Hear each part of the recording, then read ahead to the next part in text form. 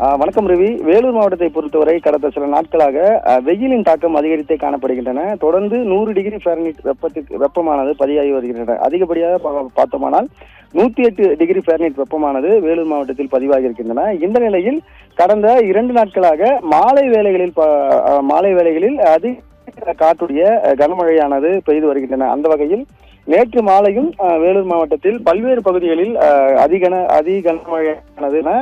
கனமழை மட்டும் இல்லாமல் சூறாவளி காற்றும் அதிகமாக வீசின. இந்த நிலையில் பார்த்தோம்னால் குடியாத்தம் பகுதியிலும் இந்த மழையானது பெய்திருந்தன. அந்த குடியாத்தம் பகுதியில் பார்த்தோம்னால் ஜிட்டப்பள்ளி, சேம்பள்ளி, உப்ரப்பள்ளி உள்ளிட்ட பகுதிகளில் அதிக சூறாவளி காற்றானது வீசியிருக்கின்றன. இந்த சூறாவளி காற்றின் காரணமாக அந்த பகுதியில் விளைவிக்கப்பட்டிருந்த வாழை மரங்கள் சுமார் 500க்கும் மேற்பட்ட வாழை மரங்கள் அறுவடைக்கு தயாராக இருந்த நிலையில் அனைத்தும் உடைந்து கீழே விழுந்திருக்கின்றன.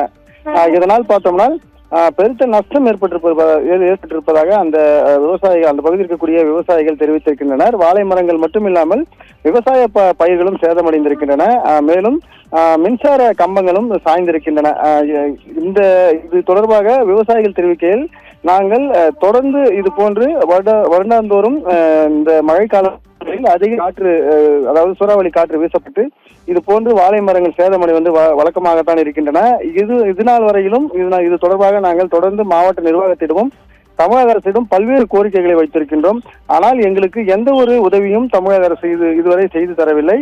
தற்போது பதவியேற்றிருக்கக்கூடிய இந்த தமிழக அரசு, அதாவது இந்த முதலமைச்சராவது தங்களுக்கு ஒரு நிவாரணம் வழங்க வேண்டும். ஏனென்றால் நாங்கள் வங்கியில் கடன் வாங்கித்தான் நாங்கள் தொடர்ந்து விவசாயம் செய்து வருகின்றோம். அந்த வங்கியில் நாங்கள் வட்டியும் கட்ட முடியாமல் தவித்து வருகின்றோம். இப்போது விவசாயம் செய்த இந்த வாழை மரங்களும் அனைத்தும் கீழே சாய்ந்து விட்டன. நாங்கள் செய்வது அறியாமல் திகைத்து நிற்கின்றோம். ஆகவே தற்போது பொறுப்பேற்றிருக்கக்கூடிய இந்த தமிழக அரசு தங்களுக்கு உதவ வேண்டும் என்ற ஒரு கோரிக்கையை அவர்கள் முன்வைத்திருக்கின்றனர்.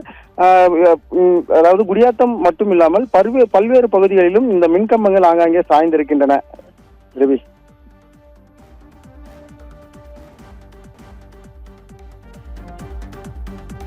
நான் உப்பரப்பள்ளி கிராம சேர்ந்த மாற்றுத்திறனாளி விவசாயி. தொடர்ந்து 3 ஏக்கர் நிலம் இருக்கிறது. 10 வருடங்களாக வாழை விவசாயம் செய்கிறேன். நேற்று 4 மணிக்கு சூறாவளி காற்றும் ஆலங்கட்டி மழை பெய்ததில் 900 மரத்தில் 500 மரம் அறுவடைக்கு தயார் நிலையில் முற்றிலும் சேதாரமடைந்து விட்டது. மிகவும் பாதிப்படைந்துள்ளேன். இதனால் 12 லட்சம் ரூபாய் கடன் பெற்று அதை தீர்க்க முடியாமல் தவித்துக் கொண்டிருக்கிறேன். இந்த அரசாங்கம் எந்த விதத்திலாவது எனக்கு நிவாரணம் வழங்க கேட்டுக்கொள்கிறேன்.